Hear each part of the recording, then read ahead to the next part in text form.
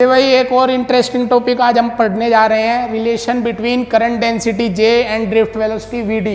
आप लोगों को करंट डेंसिटी का भी पता है। करंट डेंसिटी होती है J इक्वल टू I/A, एक पॉइंट प्रॉपर्टी होती है जो पहले लेक्चर में आप लोग पढ़ चुके।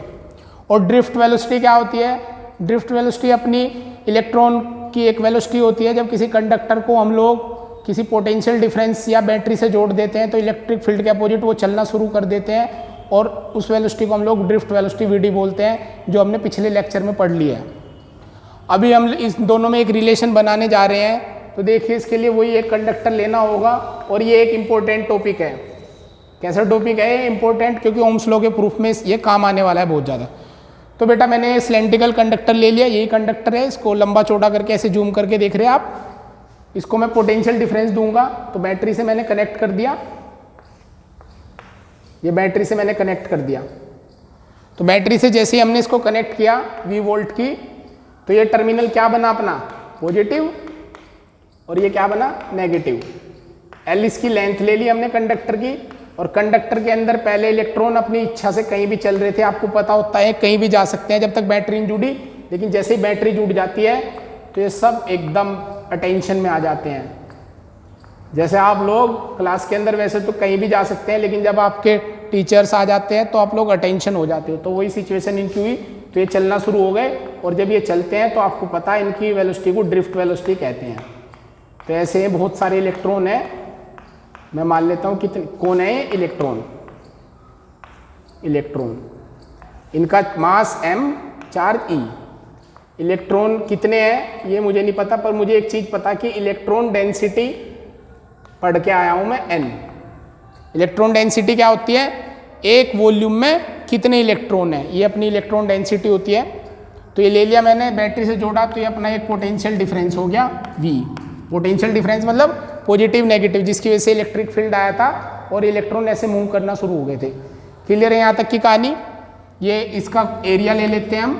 तो ये कुछ चीज़ें हमने पहले ही मान ली कि एरिया है, चार्ज E है, मास m है, इलेक्ट्रॉन डेंसिटी n है, V वॉल्यूम है, सब कुछ। तो इसका अब हम लोग एक्सप्रेशन करेंगे। तो कुछ चीज़ आपको याद रखनी। क्या याद रखें? तो याद रखें I इक्वल टू Q/T। तो आप कहोगे सर ये तो याद ही है। हाँ भाई, आपको याद है ये, लेकिन जब इसको अप्लाई करते हैं तब आपको थोड़ी सी प्रॉब्लम आती है। सबको नहीं आती, पर कुछ बच्चों को आ जाती है। इसे याद रखने का मेन बेनिफिट क्या है कि इसको अगर आप याद रखोगे तो प्रूफ इसी के हिसाब से आपको सोच के चलना, आपका प्रूफ हो जाएगा, आप भूलोगे नहीं। Q क्या है? चार्ज, और T क्या है? टाइम। तो मेरे को पहले चार्ज चाहिए कितना है, और चार्ज कौन देगा? इलेक्ट्रॉन। तो इलेक्ट्रॉन कितने पहले वो काउंट कर लेते हैं। तो number of electron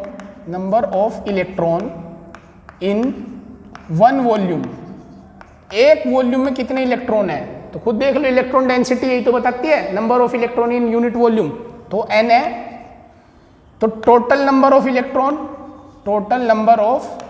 electron in conductor. अब ये सेकंड क्लास में आप लोग पढ़ के आए हैं चीज। सेकंड क्लास हालांकि बहुत टाइम हो गया, लेकिन यू जब तक करते आ रहे कि अगर 1 रुपए की 5 टॉफी तो 10 रुपए की कितनी टॉफी? तो आप 50 बोल दोगे, 5 से मल्टीप्लाई कर दोगे, भूलोगे नहीं बिल्कुल भी। यहाँ भी ऐसे ही करो। अगर एक वॉल्यूम में n इलेक्ट्रॉन है तो टोटल नंबर ऑफ इलेक्ट्रॉन कितने होंगे कंडक्टर में? तो कंडक्टर का टोटल वॉल्यूम कितना? तो देखिए, लेंथ L और एरिया A, यही तो वॉल्यूम होता है। πr² इंटू L, ये सिलेंड्रिकल का वॉल्यूम होता है, और πr² को आप A बोल सकते हैं, और L ये आ गया। तो आप क्या करेंगे? मल्टीप्लाई। तो टोटल नंबर ऑफ इलेक्ट्रॉन मिल जाएंगे आपको capital N into AL। AL क्या है? इसका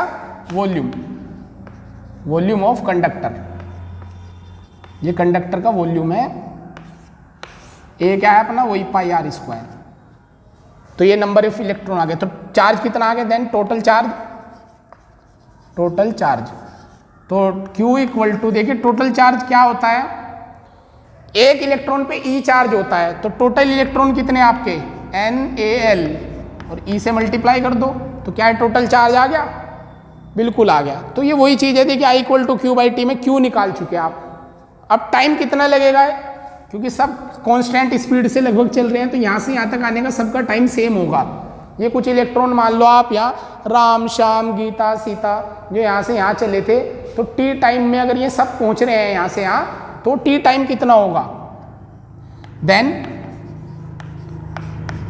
time taken by electron to reach B to A, इसको B मान लेते हैं, इसको A, इससे आसान रहेगा B to A, या आप ऐसे मान लो एक एंड से दूसरे एंड पर B to A of conductor. क्या मेरी बात समझ में आई? आपको चमक गया क्या क्या लिख दिया मैंने? Good. I equal to Q by T. अब हम पूरे कॉन्फिडेंस से लिख सकते हैं I equal to Q by T. Q की जगह लिखते हैं भाई NEAL और T टाइम। टाइम का सबको पता है ये कांस्टेंट एक्सीलरेशन है, और जब भी कांस्टेंट एक्सीलरेशन हो तो आप मोशन की इक्वेशन से जो भी निकाल सकते हैं सब सच होता है। T इक्वल टू वेलोसिटी, सबकी वेलोसिटी कांस्टेंट है, तो क्या टाइम होता है आप सबको पता है। स्पीड, ये फॉर्मूला पता होगा, देखो speed equal to distance upon time, but पता है ना सबको, डिस्प्लेसमेंट अपॉन टाइम है डिस्टेंस अपॉन टाइम। तो टाइम क्या होगा? तो टाइम होगा डिस्टेंस अपॉन स्पीड, और डिस्टेंस कितनी सबकी L, और स्पीड क्या है VD। तो ये आप यहाँ लिख सकते हैं साथ में इसके। तो जैसे ही लिखा L तो ये VD गया ऊपर, L से L कैंसिल, तो I किसके इक्वल आ गया? NEAVD। ये इंपॉर्टेंट फॉर्मूला है, इसको आप रिलेशन भी बोल सकते हैं। किस किस के बीच? Current and drift velocity relation. ये करंट और ड्रिफ्ट वेलोसिटी रिलेशन भी होता है बेटा। समझ में आई मेरी बात आपको? इसको नोट कर लेंगे आप। अब इसके आगे की कहानी में बस एक लाइन लगेगी आपको लिखने के लिए, उसको भी देख लो यहीं के यहीं। आपका ये आ चुका I इक्वल टू NEAVD। अगर मैं A को ऐसे ले आऊं तो क्या एरिया की और करंट की डायरेक्शन सेम है? करंट कैसे चल रहा होगा? करंट ऐसे जा रहा होगा अगर इलेक्ट्रॉन ऐसे आ रहे हैं, जो आपको ड्रिफ्ट वेलोसिटी में बता भी दिया। तो I अपॉन ए क्या बन गया हमारा? J। तो J इक्वल टू NEVD। ये एक इंपॉर्टेंट प्रूफ है आपका, J इक्वल टू NEVD। क्या आपको समझ आ गया है J इक्वल टू NEVD? बहुत इंपॉर्टेंट है। 2018 में IIT के मेंस पेपर में ये डायरेक्ट फॉर्मूला पूछ रखा था। N दे रखा था, E दे रखा था, VD पूछ रखा था, डायरेक्ट वैल्यू रखनी थी। बस फॉर्मूला भूल जाते हैं, और भूलोगे आप नहीं, आप बिल्कुल नहीं भूलोगे, आपको ये याद है I equal to Q by T पहले से ही। तो नोट कर लीजिए बेटा इसको। अब हम लोग ओम्स लॉ का प्रूफ पढ़ने जा रहे हैं, तो इसलिए पढ़ लीजिए इसको बड़े अच्छे से। ओम्स लॉ का प्रूफ आपके लिए एक नई चीज़ कि भाई हम एक प्रूफ पढ़ने जा रहे हैं। जैसे आप लोग सबसे पहले प्रूफ कब सीखते हैं? 9th क्लास में सीखते हैं आप प्रूफ। वहाँ पे आप सबसे पहले अपना proof F equal to M का करते हैं, K equal to half mv square करते हैं। तो इसकी तरह एक प्रूफ है। मैथ्स में बहुत प्रूफ करते हैं आप लोग, थ्योरम प्रूफ करते हैं, तो ऐसे ही प्रूफ ऑफ ओम्स लॉ है। बहुत ज़्यादा इंपॉर्टेंट है विद रेस्पेक्ट टू बोर्ड, और आपका कंपटीशन लेवल पे ओम्स लॉ का प्रूफ से क्वेश्चन आते हैं, छोटे छोटे क्वेश्चन बनते हैं रेजिस्टेंस निकालने के। तो प्रूफ इंपॉर्टेंट है। लेकिन इसके लिए मैं एक बात बता दूं बोर्ड के बच्चों के लिए, फॉर